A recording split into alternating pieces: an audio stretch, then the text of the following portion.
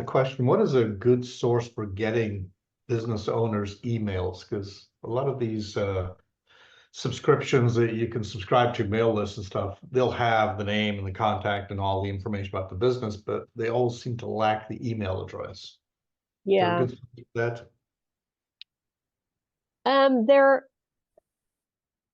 There are some software, there's some websites that'll do that. I think Hunter.io.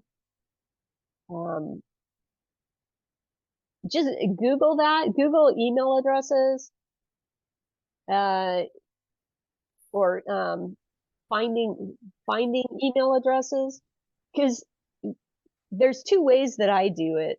Usually I'll hire somebody from, Fiverr or wherever, or now I just have my virtual assistant do it since I have a full-time VA. But you can have them go to the websites.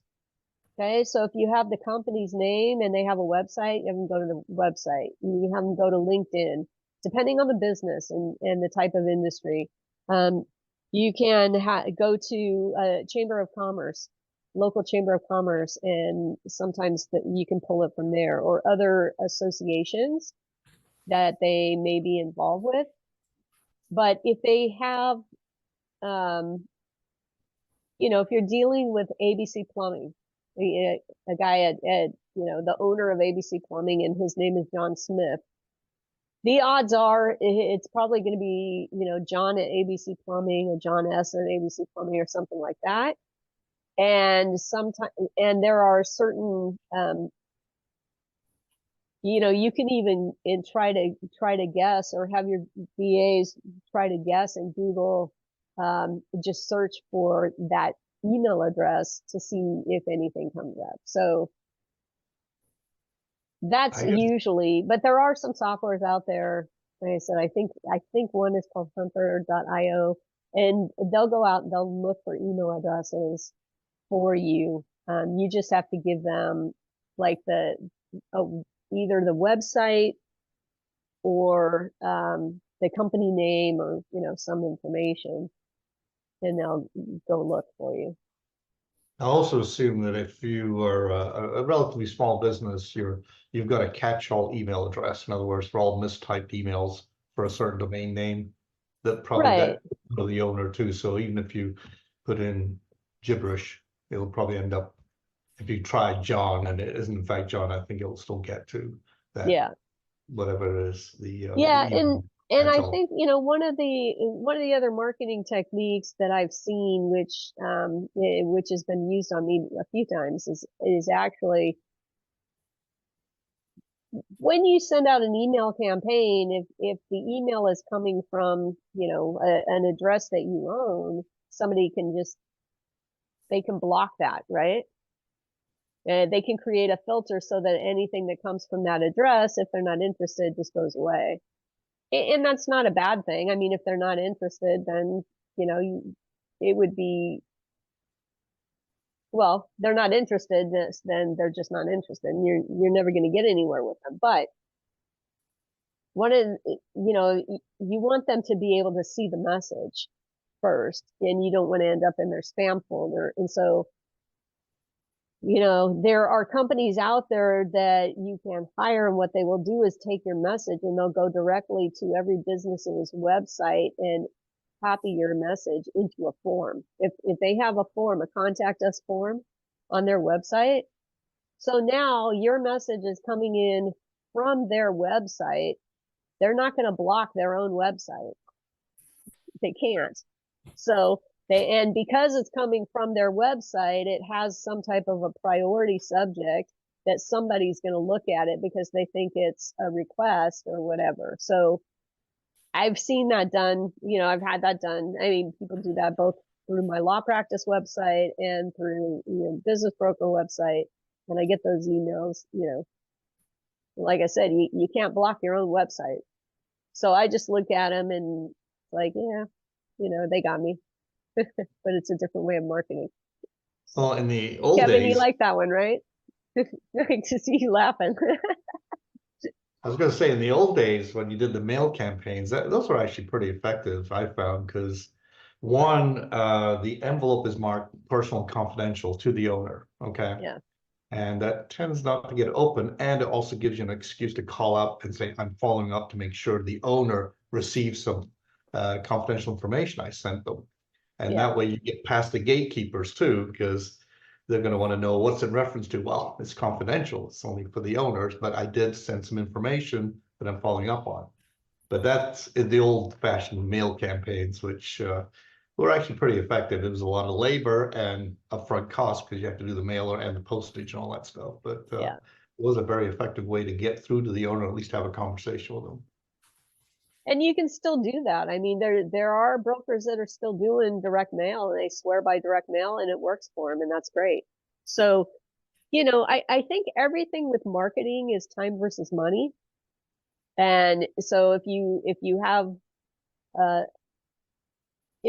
the money, you can do things with less time. You can hire it out. You can, you can find somebody to do hire a company to do cold calling for you, an appointment setting. You can hire a mail house to do direct mail for you. You can hire those things out.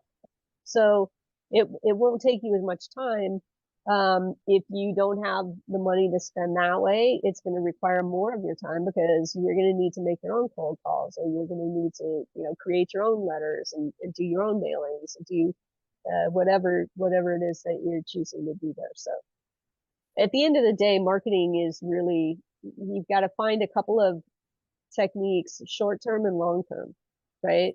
Short term is things that are going to get you appointments this week, next week. Long term, things that are going to, give you a pipeline down the road. And so, and there are some things that are kind of a combination short term, long term, like networking.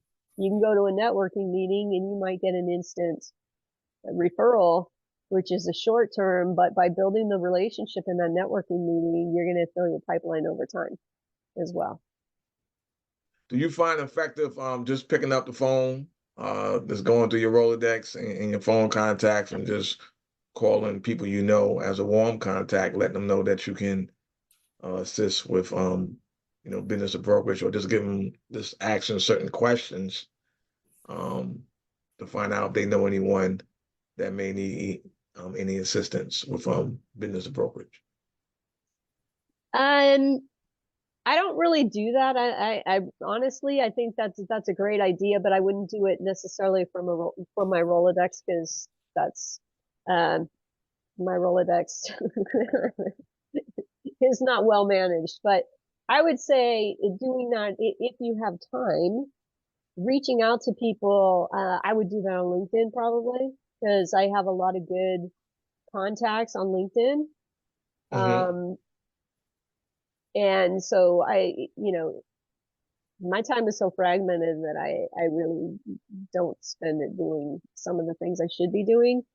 But in terms of reaching out to people and connecting, yes, if you haven't spoken with somebody in a while, even in LinkedIn, I would go through my LinkedIn contacts. I might pick up the phone and call them rather than send them a message through LinkedIn. Right. Or I might send them a message through LinkedIn and say, hey, just wanted to connect. Do you have a calendar link? Or if there's some people have calendar links on their LinkedIn profiles already. And so, if it's somebody you're already connected to, you can just click on the calendar link and book a 10-minute or 15-minute session or 20-minute or whatever. So I would definitely do that, particularly with, financial advisors, attorneys, anybody who's dealing in the transaction space. Then, or, just people that I mean, most of the people on LinkedIn are either business owner. Well, I shouldn't say that. A lot of them are business owners. So, you can reach out to them and just say, hey, I'm looking for any businesses. Are you aware of any businesses in your sector? Maybe you're talking to somebody with an accounting practice.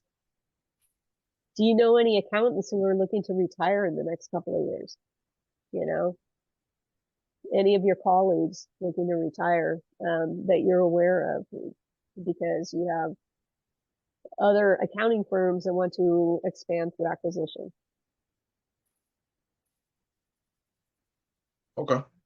So yeah, so I mean in LinkedIn, it would depend on your market. Like you're not going to find a lot of manufacturing, especially, you know, your old school manufacturers that are wanting to retire. Most of them don't even have a website, and they're definitely not going to be on LinkedIn. So, you know, it depends on the market that you're going after.